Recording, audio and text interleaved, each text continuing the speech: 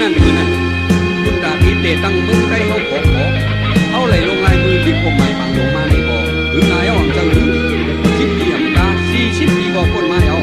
ก็สังลงได้เขาในซ้ำไปป่าไปคือดาอ่อนกันใครเธอวนด้วยลึกๆกับหลับเล่ที่ผมหมายฝังลงที่ผมหมายฝังลงให้มันเขาก็ป้าต้องมองชานกว่าเอาฮือก็ถึงมาเร็วมาในเธอเลี้ยนเธออันว่านั้นอำลาดกอดได้เขาหลงก็คนอยู่ดาเดตั้งเมืองหังขอบุญใดมักมันปันความกันตีบางลง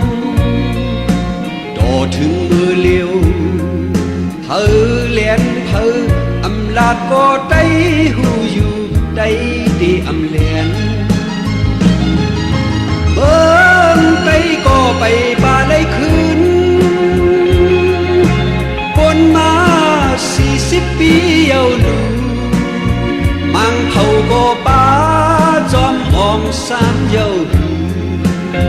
กว่าเลยเยาหาลิกหัวไม้ฟางโลทอดดงจึกเล็กเฮอดาลอดในยามดึกก็เลยดึกมานั่งกันเยาคือเพียวดอเลียวเผอเลียนเผออำลาดก็ได้หูอยู่ได้แต่อำเลียนเบิ่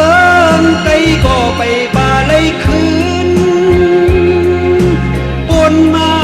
40 ปีเยาลูมังเผาก็ป้าจอมอ่อง3 เยาว่าเลยเยาหาลิกหัวไม้บางลง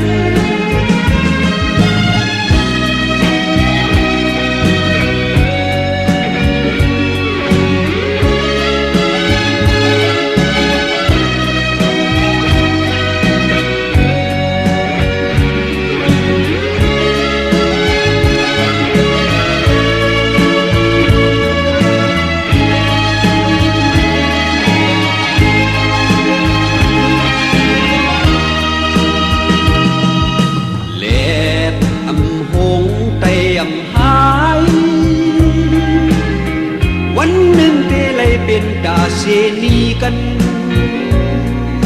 ต่อถึงมือเลี้ยวเผอเลียนเผออำลาดก็ได้หูอยู่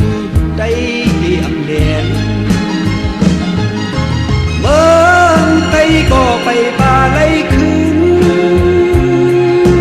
ปนมา40 ปีเยาลูมังเผาก็ป้า